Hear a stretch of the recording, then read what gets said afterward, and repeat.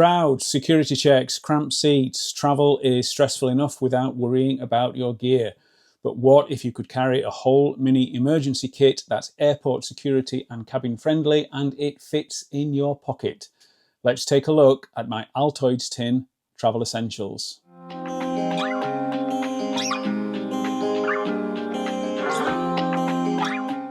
Hey everyone, I'm Jim Bob and welcome to Jim Bob's EDC, where I share everyday carry setups, gear reviews and pocket dumps.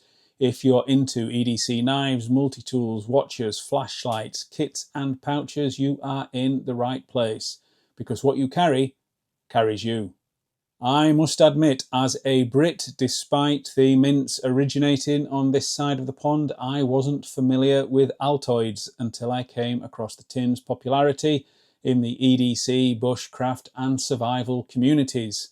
I think they're a great option for EDC carry. They're small, discreet, fit in your pocket, and there's just enough room for the essentials without the temptation to overcarry. But is it really suitable for travel? We'll get to that in a minute. First, let's have a look what's in the tin. First up, the Victorinox Jetsetter. This is my travel safe multi-tool. It's basically a Swiss Army knife without the knife. There's no blade in its 58mm body. Instead, there are scissors, a bottle opener, Phillips screwdriver, wire stripper, and the Victorinox staples, toothpick and tweezers, along with a keyring or lanyard loop. It weighs 21.3 grams and is perfect for travel because it passes security. I carried this recently through often overzealous airport security in Manchester and Heathrow airports, as well as Dubai, with no issues at all. It's a great option for travel as it's security friendly, compact and light with functional tools, and of course backed up with Victorinox's Swiss quality. Remember though, it's only small and it's not designed for heavy tasks. I don't really expect to be evacuating an airport terminal in darkness, but you never know. But a flashlight or torch, as we would say, is an essential part of any carry. In this kit, I have the RovyVon Aurora A1 EDC Flashlight.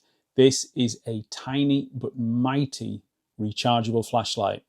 There might be a power cut in the airport hotel, for example, or I may drop my earbuds under my seat in a darkened cabin in the middle of the night.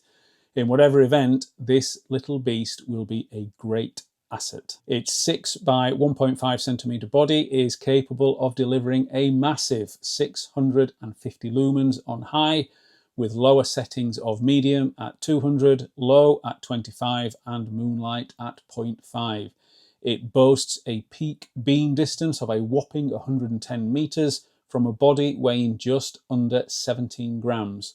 There's also a clip for attaching it to something like a baseball cap to free up your hands in a more pressing situation. The 300 mAh battery can shine for up to 56 hours in moonlight mode, and it is rechargeable by USB-C. Onto the smaller items, I carry cable ties and microcord in all my kits, and here I've tried to save space by wrapping a decent length of microcord around some cut-to-length cable ties. Broken zips securing a bag, even improvising a clothesline in a hotel room. They are underrated but invaluable. I always carry Clinell wipes in all my kits, perfect for quick cleanups and wiping down tray tables. Let's be honest, planes often aren't the cleanest places. After munching the complimentary pretzel snacks with a gin and tonic on my last flight, they were ideal for cleaning greasy, crumb-covered hands before dinner arrived. I also carry a couple of plasters or band-aids and antiseptic wipes for any minor cuts or injuries. And in this small tin, I have some travel-safe meds in their original packaging. Aspirin, paracetamol and anti-diarrhea tablets. Nothing excessive, just enough to cover the basics until you can get to some proper supplies. Although I'll have better gear in my travel tech pouch, a short USB-C cable can top up my phone or flashlight. Combine it with the plane's USB port or a power bank that I'll have in hand luggage. Even if I'm not carrying my tech case, I'm covered. What's the phrase? 2 is 1 and 1 is none. Travel, especially a long haul flight, would be especially miserable if my tech loses power. On the rear of this card are my own contact details in case I am incapacitated, and other people's contact details should I be without my phone for whatever reason, given that I haven't committed anybody's phone number to memory.